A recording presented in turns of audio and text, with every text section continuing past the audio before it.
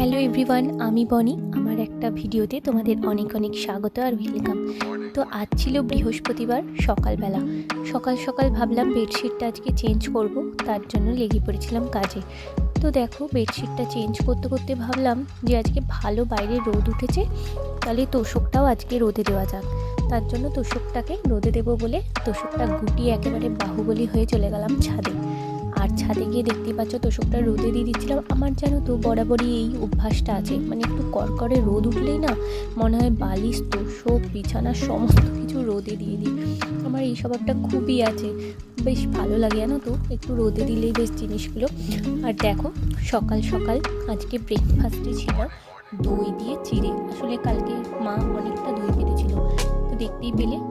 তো আজকে সেই দই দিয়ে চিড়ে দিয়ে মাকে বলেই রেখেছিলাম যে ব্রেকফাস্টে আজকে দই চিড়েই খেয়ে নেবো।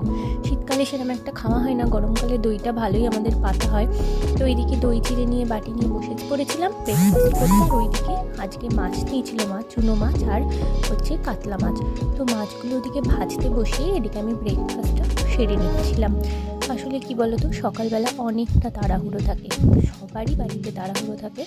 তো মানে একটুখানি ব্যস্ততার মধ্যে এইভাবেই খাওয়া হয়, কি আর করা যাবে। তো চলো এদিকে আমি ব্রেকফাস্টটা খেয়ে নিই। আর ওই যে বললাম, আমি খেতে খেতেই মাছটা ভেজে নিয়েছিলাম। তো এইদিকে দেখো চুনো মাছের চচ্চড়ি হয়ে গেছে, একটুখানি ধনেপাতা দিয়ে দিলাম। আর আমার এদিকে চুনো মাছের চচ্চড়ি একদম রেডি। আর একটুখানি জলটা টানিয়ে একটু শুকিয়ে নেবো। আর এদিকে হচ্ছে আজকে হবে এঁচোড়। তো শাশুড়ি মা এঁচোড়টা কেটে দিয়েছিল, আর আমি এদিকে রান্নাটাও ঝট করে বসিয়ে দিয়েছিলাম। আসলে বৃহস্পতিবার তো একটু রান্না করে তাড়াহুড়ো করে, আজকে আবার লক্ষ্মী পুজো আছে, তার জন্যই তাড়াহুড়ো করছিলাম। তো এই দেখো, এদিকে আমার এঁচোড় একদম কষানো হয়ে গেছে, একটুখানি ঘি গরম মশলা দিয়ে আর আমি এঁচোড়টা নামিয়ে দেবো। রান্না বান্না কমপ্লিট করে স্নানটা সেরে নিয়েছিলাম। আর স্নানটা সেরে মাথায় একটুখানি সেরাম লাগিয়ে নিচ্ছিলাম।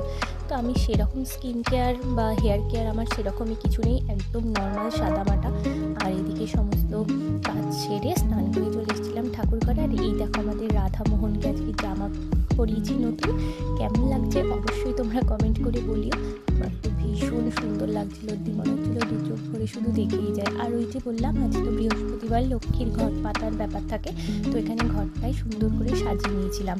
আর এই দেখো, এদিকে আমার সমস্ত পুজো প্রায় কমপ্লিট হয়ে গেছে। এবার হচ্ছে পুজো কমপ্লিট করে নিচে যাব। তো দেখো, এটা হচ্ছে আমাদের বাড়ির লক্ষ্মীনারায়ণ, ভাবলাম তোমাদেরকে আরেকবার দেখিয়ে দিই। আর এই যে ছোট্ট গপু। তো চলো, এবার সমস্ত পুজো কমপ্লিট হয়ে গেছে।